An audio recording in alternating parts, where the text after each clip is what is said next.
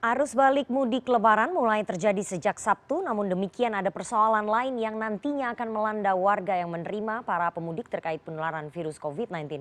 Lalu bagaimana mengantisipasinya dan apa upaya pemerintah dalam meminimalisir penularan COVID-19 yang diprediksi dibawa oleh masyarakat dari daerah asal? Untuk membahasnya sudah bersama kami melalui sambungan telepon juru bicara Kementerian Perhubungan Adhita Irawati. Selamat sore Bu Adhita. Selamat sore Mbak Nana. Oke Bu Adhita, ini kita tahu bahwa puncak arus balik diprediksi akan terjadi sebetulnya sejak dari kemarin hari Sabtu begitu, tapi akan terus berlangsung pada hari ini hingga besok Senin. Bagaimana kemudian strategi dari Kementerian Perhubungan untuk mengantisipasi lonjakan arus balik pasca Lebaran ini Bu Adhita? Ya, baik Mbak Nana. Ini kami dalam beberapa hari terakhir terus intensif melakukan rapat koordinasi ya dengan instansi terkait khususnya dari Satgas Covid, Pemda, dan juga Kementerian Kesehatan dan kementerian-kementerian terkait lainnya. Jadi kami mensinyalir bahwa arus balik ini atau arus perjalanan pasca Lebaran ini memang seharusnya hari ini dan kemungkinan besar juga tanggal 20 Mei atau H+7 ya. Bisa jadi akan terjadi lonjakan mulai sore ini hingga malam nanti dan tanggal 20. Kami tadi siang juga baru saja kembali dari Bakauheni dan ini tadi juga baru saja meninjau pos di Kerawang di dekat tol Cikampek untuk melihat random testing. Sepertinya juga belum ada lonjakan yang terlalu berarti. Namun demikian Mbak, kami sejak awal sudah mempersiapkan dengan cara melakukan peningkatan random testing di beberapa titik tempat arus kembali ke Jabodetabek. Dari Jawa Barat, Jawa Tengah, Jawa Timur maupun dari Sumatera.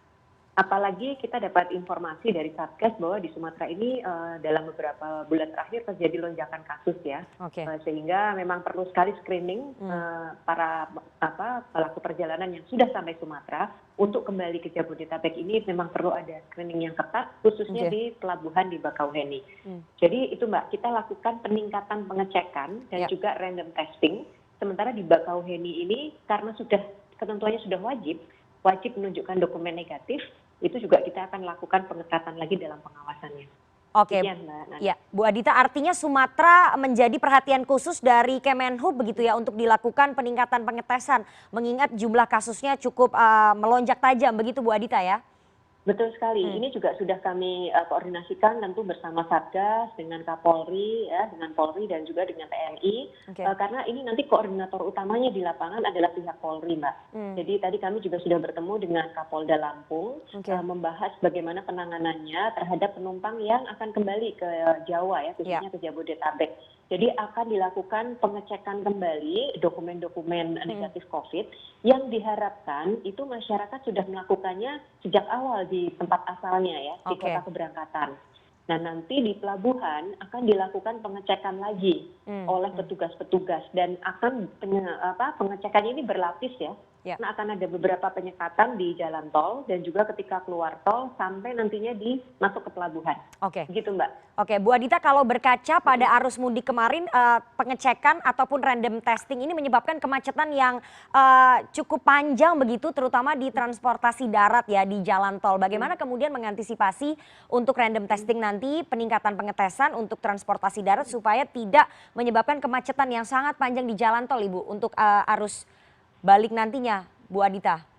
Ya, ketika kita bicara jalan nasional atau jalan tol, memang akan potensi seperti itu, sehingga kami bersama Polri, TNI, dan juga dengan Satgas ini kemudian melakukan beberapa strategi Mbak.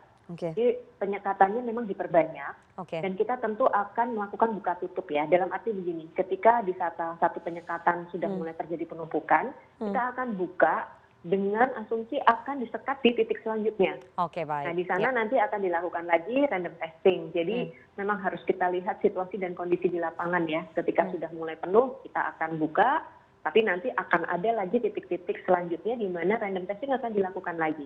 Begitu Mbak. Oke Bu Adhita, sebetulnya Pak Menteri Perhubungan Pak BKS sebelumnya sudah pernah mengatakan dalam konferensi pers bahwa diharapkan para pemudik yang akan kembali lagi ke kota asalnya ataupun ke ibu kota itu harus membawa surat antigen begitu, surat keterangan negatif dari antigen. Tapi bagaimana kemudian memastikan bahwa surat tersebut asli mengingat banyak sekali yang kemudian diperjualbelikan Bu Adhita? Ya, ini tentu kami juga harus bekerja sama dengan pihak yang paling terkait ya, dalam hal ini adalah pihak kepolisian. Ya. Karena ketika di lapangan juga pihak kepolisian lah yang akan menjadi koordinator utama, tentu dibantu oleh instansi yang lain termasuk Kementerian Perhubungan.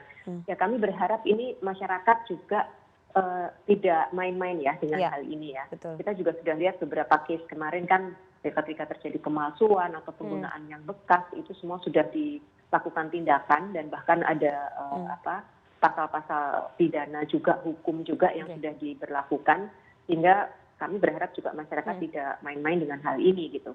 Di samping juga ini resikonya sebenarnya juga kepada yang bersangkutan sendiri ya. Ketika dia memasukkan dokumen ini kan sebenarnya dia juga sebenarnya sedang dalam ancaman juga karena tidak jelas juga status kesehatannya seperti apa.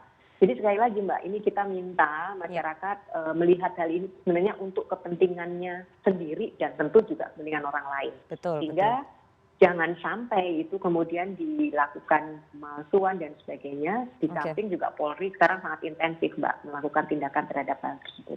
Oke, Bu Adita, terakhir kami ingin tahu sebetulnya mekanismenya secara teknis nanti di lapangan bagaimana untuk peningkatan pengetesan ataupun random testing kalau kemudian ada masyarakat yang akan arus balik begitu ya, akan kembali, kemudian mereka ketahuan positif dari hasil random testing tadi. Mekanismenya akan seperti apa secara teknis Bu Adita?